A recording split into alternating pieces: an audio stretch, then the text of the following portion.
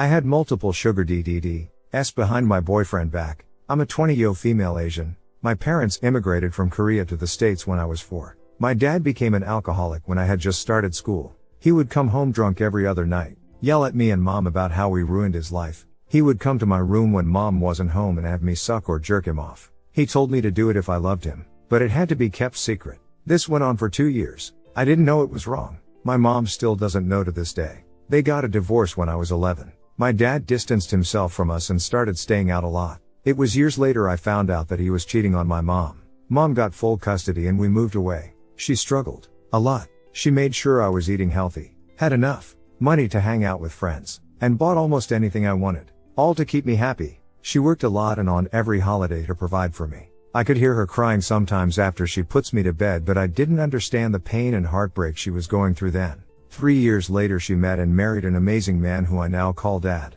We moved in with him and I started high school. I had trouble talking to others and had no friends. I became depressed and tried to kill myself by cutting my wrists, but it hurt too much and I was taken to the hospital where I stayed for 2 weeks. I got put on antidepressants and started getting therapy over the next few years. My mom and dad took time off work to spend more time with me and slowly, things got better. I got a job, graduated high school and started nursing school. I moved out so I could be in walking distance from school. First year was great. I met my boyfriend in one of my classes and we got along really well. He's the most amazing guy. We would watch chick flicks together, play video games, and try new food in the city. He never failed to comfort me when I was down, make me laugh and even helped me get over my body image issues. He's such an understanding and outgoing guy, always treating everyone equally. I was always smiling when I was with him. Second year starts and I become really stressed out. I couldn't eat, sleep, or concentrate in any of my classes. My roommate decided to take me to a casino to take my mind off things. I won $300 that night. The rush I felt was unlike anything else, and I had to have it again. I started going every night and my gambling addiction went out of control. I stopped going to my classes and would spend most of the day at the casino. I kept my gambling a secret and went $12,000 into debt. I needed more money to fund my addiction. All I could think about was blackjack. I went on a website for sugar babies, and started seeing potential sugar daddies. I started going on dates, having sex with them, sending them nudes for money. I was seeing 6 men a week at one point. Some were even married with children. Each would pay me an average of $500 a date, which would usually include X at the end, all while dating my boyfriend. I would tell him I was going to work more and everything I could to hide it from him. I even got a second phone. I was still gambling away around $3,000 each week. Every dollar I had. I ended up dropping out of school and moved back with my parents. It didn't stop me from going to the casino though. I started thinking about how much money I would inherit if my mom died. So I started verbally abusing her every day, telling how she failed as a mom. She should go kill herself. That I was selling myself for X. I broke her heart. She became depressed and my dad found out I was seeing older men for money in order to gamble. When he finally confronted me about it, I broke. I cried and he just held me. He never told me he was ashamed of me or disappointed. He told me I needed help.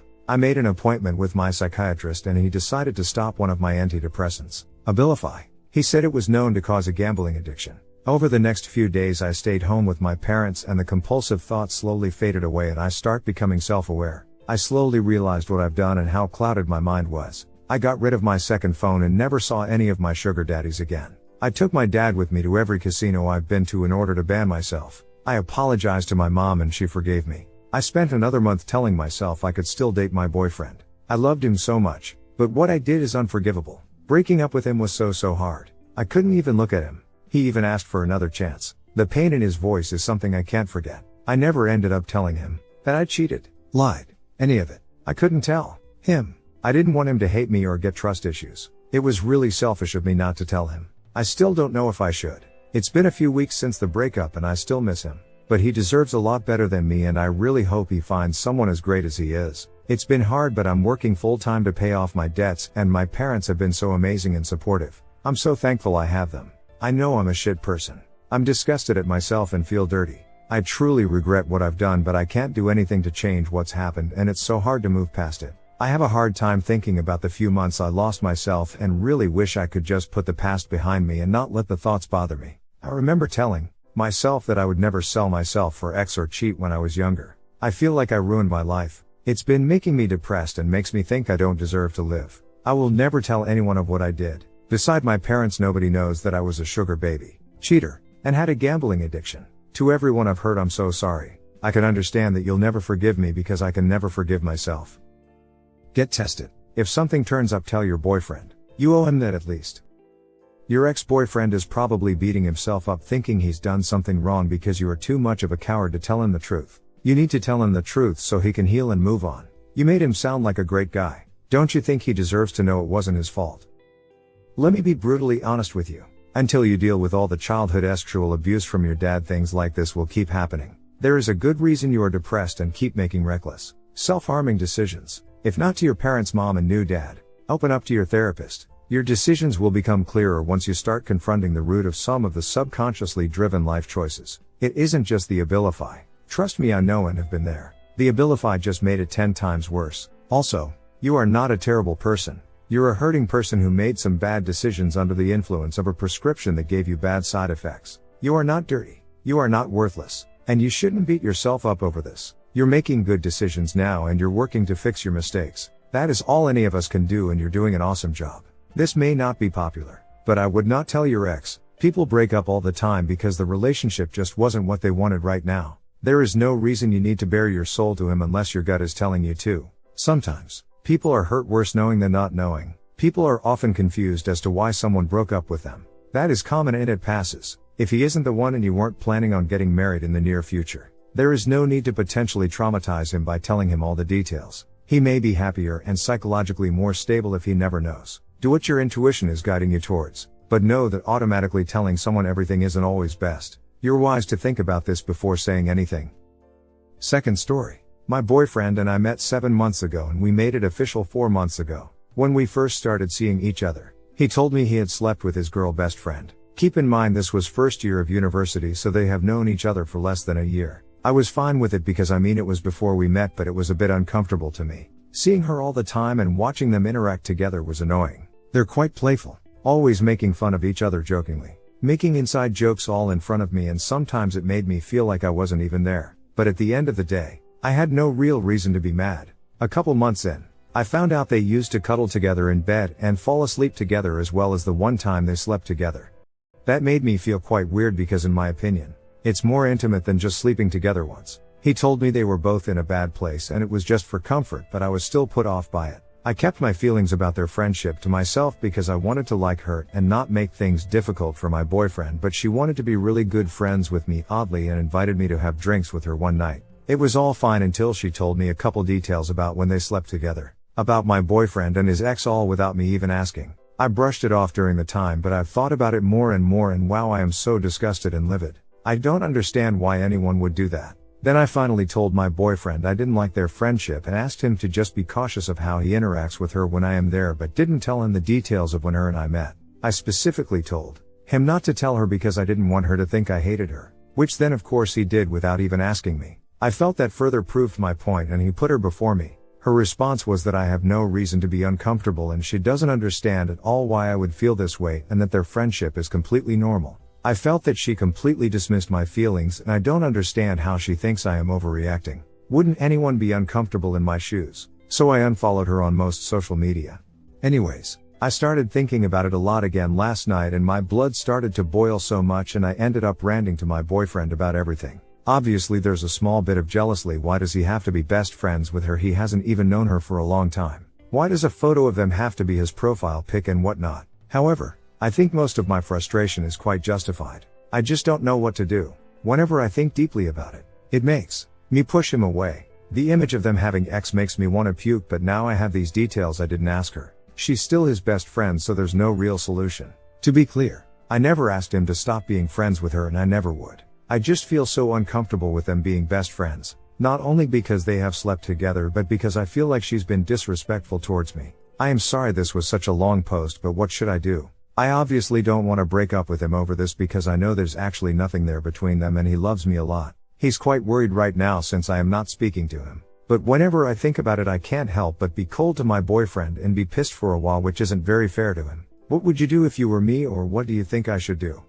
Thank you so much for reading all of this. 20. Too long. Didn't read. My boyfriend slept with his best friend before meeting me, but she's been disrespectful towards me in my opinion, and I don't know what to do. Edit. When I told him how I felt the first time, he was very understanding and said if he was in my shoes he would feel the exact same. When I told him last night how I felt further, he said he couldn't justify what she said to me and that he knows how shit this is for me. He also asked if this was a make or break for me, and when I said I don't know, he got very worried. But we haven't spoken since because I want my space.